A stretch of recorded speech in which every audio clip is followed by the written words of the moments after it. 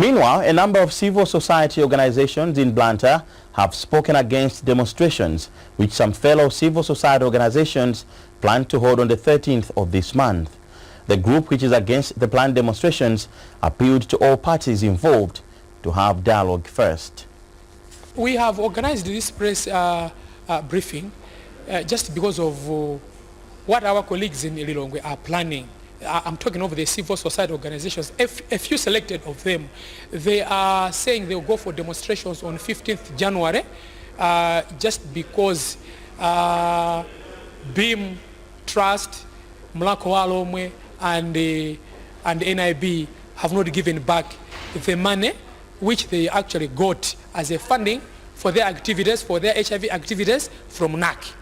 The unfortunate part is that even after BEAM had given back that money through well wishers, after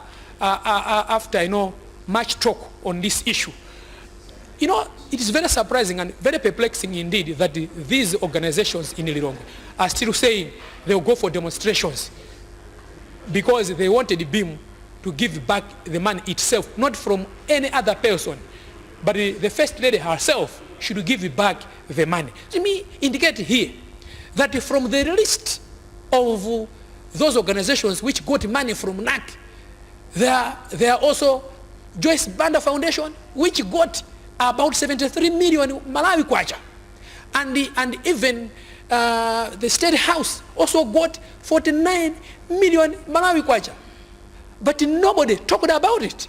Even the so-called civil society organizations from Lilongwe, they never talked about this. If you compare 5 million and 49 million and 73 million, which is more, the answer is there. That the State House during Joyce Banda's time and Joyce Banda Foundation got more money as compared to BEAM.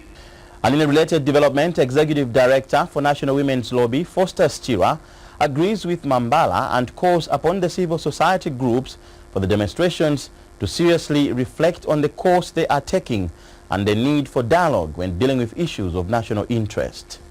I think the division, I'm not surprised with the division because we are already a divided sector, NGO sector. But my view on the impending demonstrations planned by our 5 colleagues in the NGO sector, I think those are untimely. Untimely because we have a lot of social and economic problems in this country the president and his group are trying to deal with. And before they settle down and sort out these problems, we have this problem of NAC. As I said, I'm not there to condemn any party, but if there's an issue with relating to NAC, there's a better way of dealing with it, and that is through dialogue. I'm sure the leader of this country knows, because there are these issues, they are common ones. We hear past governments, they also went through the same problems, but why didn't we go to the streets? So all I'm saying, as far as I'm concerned, as the leader of National Women's Lobby, but as a citizen of this country who believes in development but also peaceful existence, I would propose that our colleagues give it a second thought and think about the welfare of Malawians, because the ones who are going to suffer are not them as leaders of NGOs, but the poor Malawian, innocent one,